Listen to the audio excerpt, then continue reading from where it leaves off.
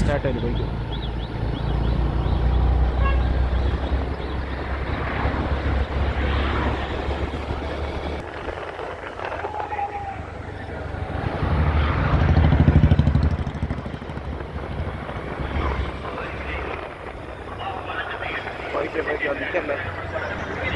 നിൽക്കല്ലേ പോയിക്കോ.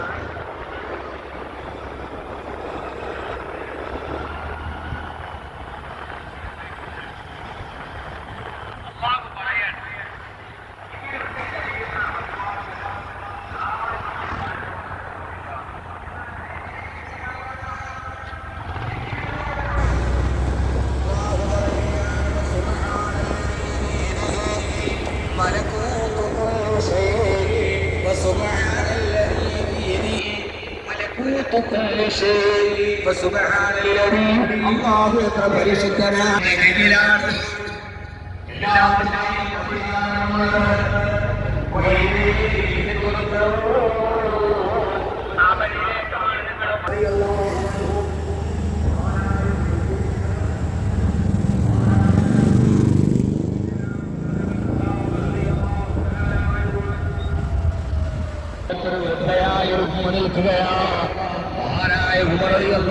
ഒട്ടകപ്പുറത്ത് നിന്നിറങ്ങിയ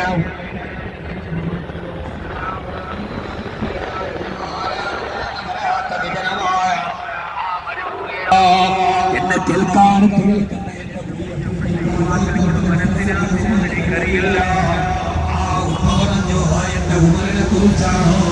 യുദ്ധത്തിന് പോയിട്ട് ആ യുദ്ധത്തിൽ ജയിച്ചു കുറെ സമ്പത്തുമാരെ കൂട്ടി തിരിച്ചു വന്നു എന്നാരൊക്കെയോ പറയുന്നു.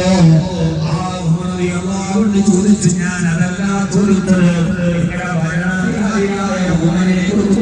അഭിപ്രായമെന്താ?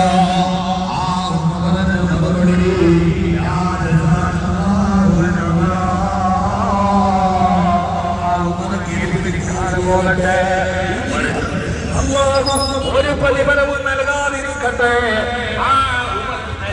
പോകട്ടെ.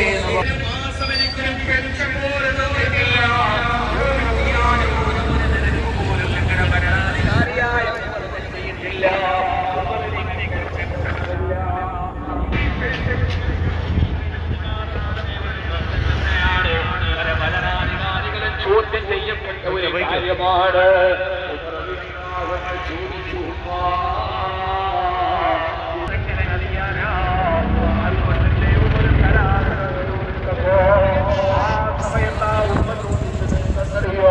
നിങ്ങളെന്താണ് പറയുന്നത്? ഉമർ അറിയുന്നില്ലല്ലോ.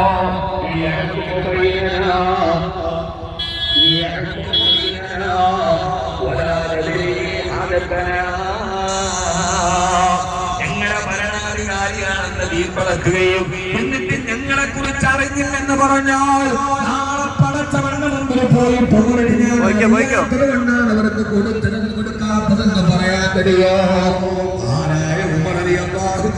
ഞെട്ടിത്തിരിച്ചു പോയി ആ വെപ്പയുടെ ചോദ്യത്തിന്റെ മുമ്പിൽ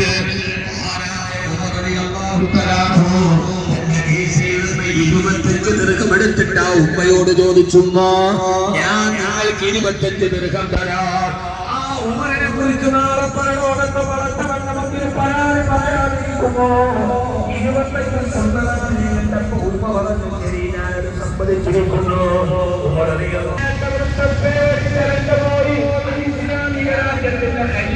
അങ്ങനെ വിളിക്കാറുള്ളൂ. തന്റെ മുമ്പിൽ നിൽക്കുന്നത് രാജ്യം ഭരിക്കുന്ന ഉമറാണെന്ന് തിരിച്ചറിഞ്ഞപ്പോ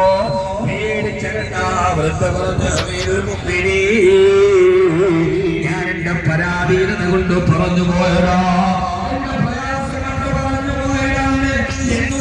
സാഹിത്യകാരി ഇടതെഞ്ചിലേക്ക് പിടിക്കുണ്ടകളേക്ക് പിടഞ്ഞു വീണത് വിയോജിപ്പ് രേഖപ്പെടുത്തിയതിന്റെ പേരിലാണെങ്കിൽ വീരനെ വീരശൂര പരാക്രമ സയ്യിദുനാ ഉമർ ഇബ്നുൽ ഖത്താബ് റളിയല്ലാഹു തആല അൻഹു ആ സമയത്ത് പറഞ്ഞു, കുഴപ്പമില്ല, നിന്റെ വാപ്പ മരണപ്പെട്ടു കഴിയുമ്പോ എന്റെ കബന്തുണി പൊതിയുമ്പോൾ അതിന്റെ കൂടെ ഈ കടലാസ് കൂടി നീ വെച്ചേക്കണേ. നാളെ പടച്ചവന്റെ പരലോകത്ത് ചെല്ലുമ്പോ ഈ വൃത്തയെന്നാലും വാക്കുമാറ്റി പറഞ്ഞ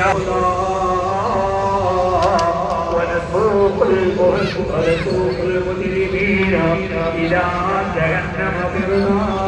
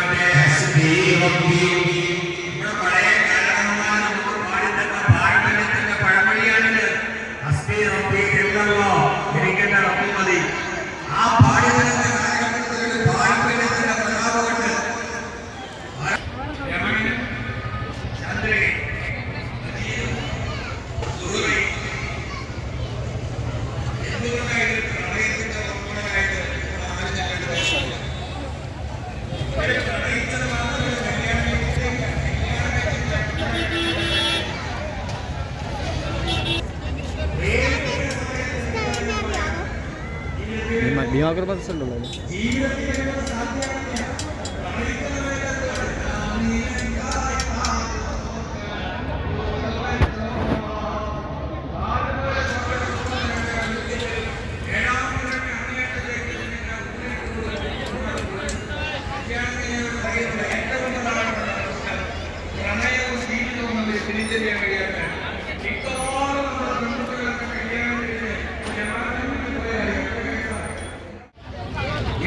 രാവിലെ 8 മുതൽ 9 മണി വരെ 2 പിള്ളേർ നിങ്ങളെ ഞാനുകളല്ലേ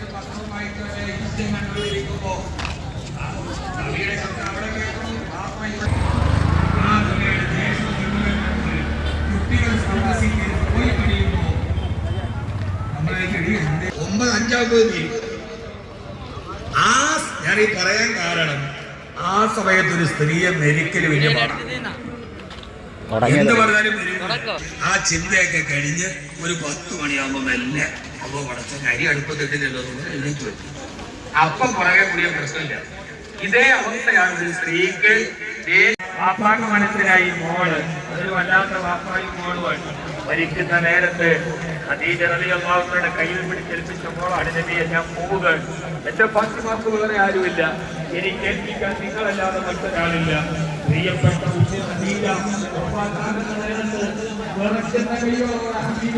കരയുന്ന ഫാത്തിമയോട് അല്ലാഹുവിന്റെ റസൂൽ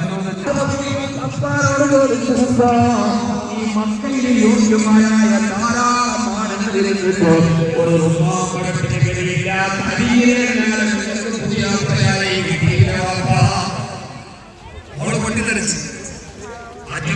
ആരോട് ആ സമയത്ത് പോകരുത്. അപ്പൊ പിന്നെ ആരാ നോക്കൂല, ആരോടാണ് പൊട്ടിത്തെറിക്കുന്നത്? അള്ളാഹുവിന്റെ റസൂലിനേക്കാൾ നിങ്ങളുടെ ശബ്ദം ഉയരുന്നതായി പറഞ്ഞപ്പോ സഹാബത്തുകളുണ്ട്. ആ വീട്ടിലാണ് മകൾ ജോലിക്കുന്നത്. ഈ മക്കയിലെ നിന്നോട് ഞാനൊരു സ്വകാര്യം പറയട്ടെ മോളെ. എന്റെ ഉപ്പ സ്വകാര്യം പറയാൻ ഹബീബായ നബി തങ്ങൾ പറഞ്ഞു. ഞാൻ അവസാനിപ്പിക്കുകയാണ് ഈ ഒരൊറ്റ വാക്കിലൂടെ. ഹബീബായ വാപ്പയാണ് മോളെ. സ്വർഗം കാത്തിരിക്കുന്ന 2 പേരിൽ ഒരാൾ, ഒന്ന് അബൂക്കി നിന്റെ വാപ്പയാണ്. ഫാത്തിമ തന്റെ വാപ്പയോട് ചേർന്നിങ്ങനെ നിന്നു. രണ്ടാമത്തെ ആളുടെ